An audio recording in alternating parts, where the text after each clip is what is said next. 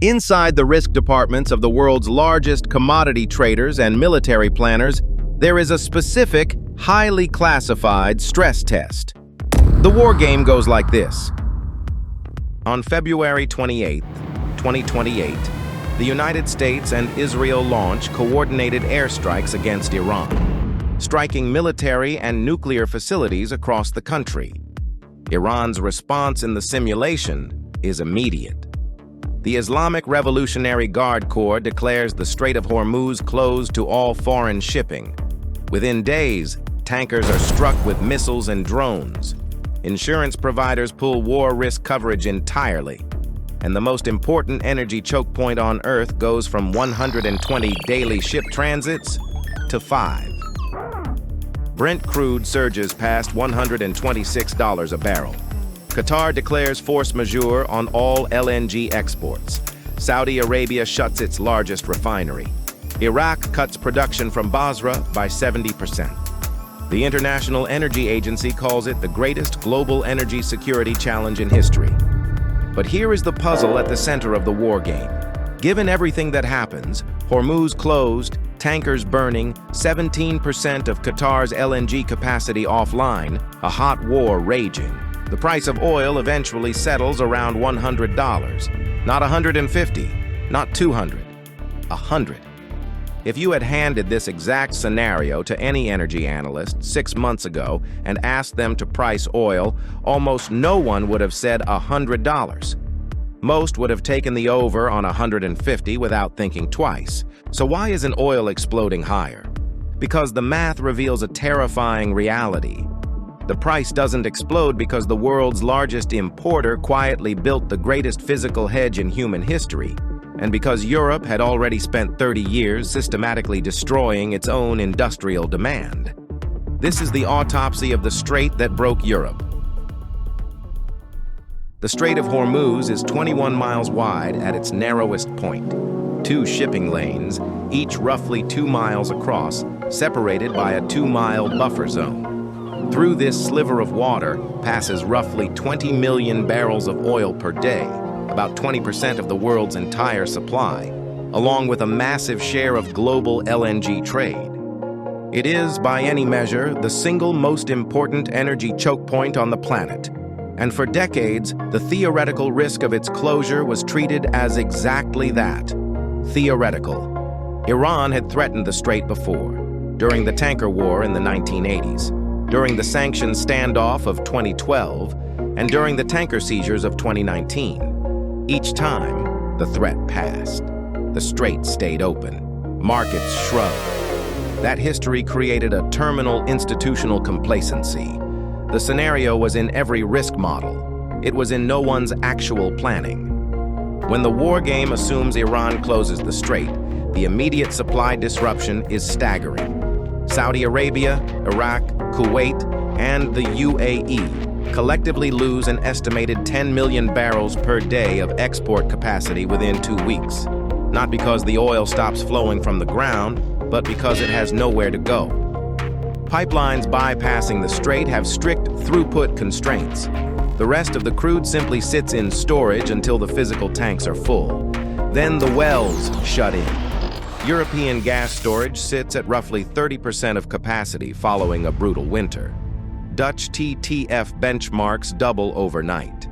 And with Qatari LNG, a critical source for European refill, now trapped inside the Persian Gulf, the path to refilling storage before the next winter narrows dramatically. Chemical manufacturers impose immediate surcharges of 30%. Industrial baseload power prices skyrocket. This is a second energy crisis for Europe in just a few short years. And unlike 2022, this one cannot be blamed on a single supplier's political decision in Moscow. This one exposes something structural, a vulnerability that Europe spent 30 years building for itself. Because the real crisis in this war game isn't in the Persian Gulf, it's in a decision made in a conference room in Berlin 30 years ago. To understand how, we have to look at the last time this happened. October 1973. In retaliation for Western support of Israel during the Yom Kippur War, OPEC imposed an oil embargo against the West. Oil prices quadrupled in months. The shock reverberated through every industrialized economy on Earth. Europe's response to that crisis was ruthless, physical execution. France didn't complain about the market. They engineered their way out of it. Launching the Mesmer Plan, the French state built 54 nuclear reactors in 20 years, the fastest large-scale nuclear build-out in history, substituting imported vulnerability with domestic nuclear fission. Britain and Norway conquered the deep, violent waters of the North Sea. They invented offshore and subsea pipeline technologies from scratch, transforming themselves into massive net exporters of crude oil. West Germany defied furious objections from Washington to build the Urengoy pipeline straight to the gas fields of Western Siberia. They secured the cheap, reliable baseload energy that would turn the German chemical and heavy manufacturing sectors into the economic engine of the European Union. They substituted imported risk with domestic steel, uranium, and hard infrastructure. By 1995, Europe's external energy dependence was just 30%. They consumed 32 exajoules of hydrocarbons and produced 15 domestically. They had rebuilt the physical foundations of their own energy security.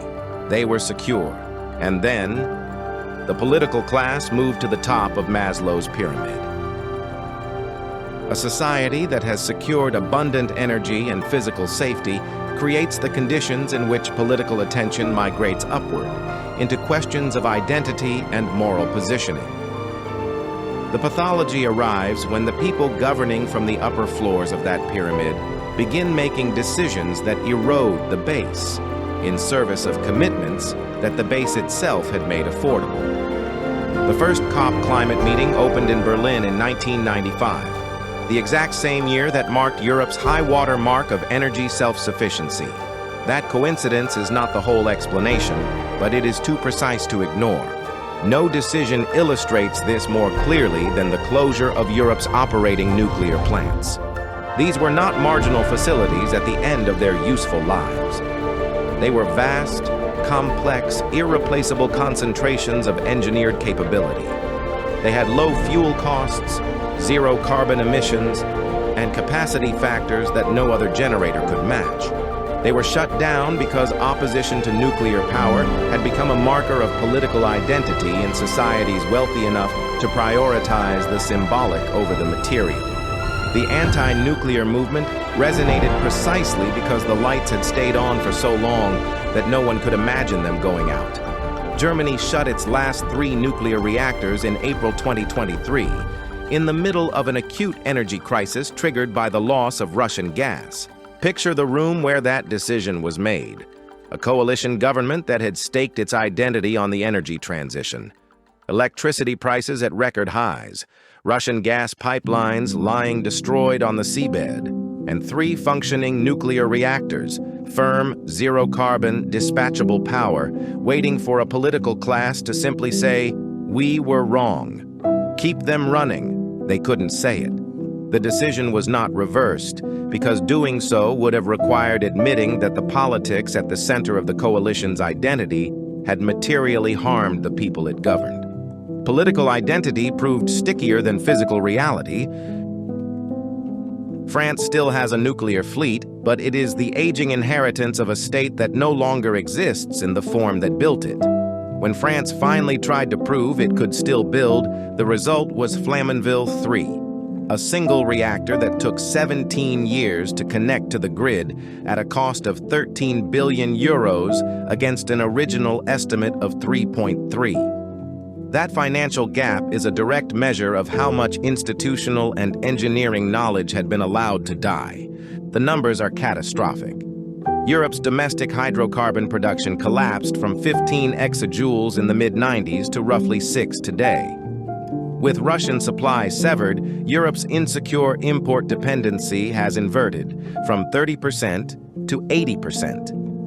And what about Europe's celebrated decline in energy consumption? A polite word for it is efficiency. A more honest word is deindustrialization.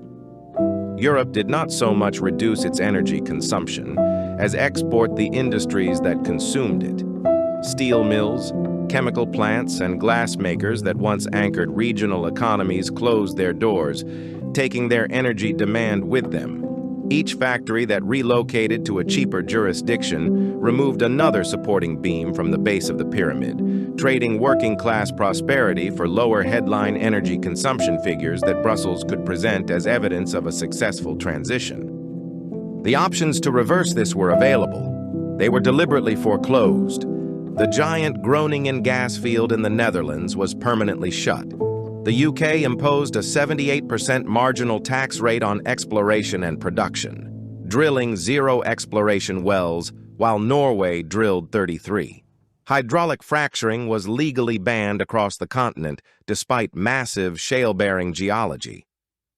This is not a continent that discovered it had no resources. It is a continent that decided not to use them. So when the strait closes in the war game, what does the model show? Europe scrambles for LNG cargoes on the spot market, bidding against Asian buyers with deeper pockets and shorter supply lines. Prices spike, storage doesn't refill. Industrial output contracts for the second time in 4 years. But one country barely flinches. China's primary energy figures are worth reading slowly. Coal supplies 58% of their primary energy, almost entirely from domestic mines. Nuclear, hydro, and renewables contribute roughly 12%. Oil and gas account for the remaining 30%, of which a significant share comes from domestic production. China's effective import dependence on total primary energy is around 15%. Europe's is 80% on hydrocarbons alone. But the numbers only tell part of the story. Over the last few years, China quietly accumulated roughly an additional 1 million barrels per day of crude oil and stored it in strategic reserves. It now holds approximately 1.5 billion barrels, enough to absorb a 5 million barrel per day shortfall for 300 days. This is why oil does not explode to $200 in the Hormuz war game. China can absorb the shock. Europe cannot. China also invested heavily in coal-to-chemicals facilities. These are plants that convert domestic coal through gasification into synthesis gas, using the Fischer-Tropsch process to produce diesel, aviation fuel, and ammonia. This technology is not new. Germany developed Fischer-Tropsch synthesis in the 1930s to fuel the Luftwaffe when oil imports were cut off. South Africa built a coal-to-liquids industry during apartheid-era sanctions. No country builds capital-intensive, carbon-intensive, economically marginal coal-to-liquids capacity for fun. Countries build it when they are explicitly planning for fuel denial, or war. China has built more coal-to-liquids capacity than Germany and South Africa combined. Draw your own conclusions. The pattern is consistent across the entire commodity complex: rare earth processing, battery manufacturing, solar panel production, refining. In every case, China identified the processing stage where global dominance could be created, regardless of who controlled the upstream resource, and used that position as an impenetrable buffer against supply interruption. This is preparation for a world where choke points can be contested, where the liberal international trading order does not hold under pressure. Europe read the post-Cold War decades as evidence that these calculations had become obsolete. China saw them as a temporary interval of quiet before patterns that have governed great power competition for centuries reasserted themselves. One of these readings was correct. We now know which one. If the Strait of Hormuz is closed and the United States military is forced to launch a campaign to reopen it, the structural question for Europe remains. There is a pattern in energy history that offers some grounds for optimism. Supply shocks reliably produce massive investment responses that eventually create gluts. The 1973 embargo produced the North Sea, the French nuclear fleet, and a global oil surplus. The 2008 financial crisis produced the capital desperation that drove the U.S. shale revolution. Something analogous will emerge from the next crisis. The question is whether Europe contributes to it or simply pays the bill. The options are real. Groningen could be restarted. North Sea acreage could attract development capital under different fiscal terms. Shale-bearing formations could be explored. New nuclear construction could be authorized. But the supply chains and the engineering workforce needed to execute this at the pace of the 1970s do not reconstitute by political commitment alone. Flamanville proved that. The timeline is measured in decades, not years. The honest assessment is this: Europe has real options it has chosen not to exercise. The human capital and industrial ecosystem required to exercise them quickly has been allowed to die. And the political conditions that produced the nuclear phase-outs, that banned fracking and taxed exploration into oblivion, those political conditions were themselves the product of Europe's masterful response to the 1970s. Europe's success created the prosperity, that created the politics, that dismantled the foundations of the success. That is the loop. And it may be the most expensive lesson in energy history. The question the Strait of Hormuz poses is not really about oil prices or tanker routes or military campaigns. It is about whether a continent can remember what it once knew. And when you forget, eventually someone reminds you. I'll see you in the next one.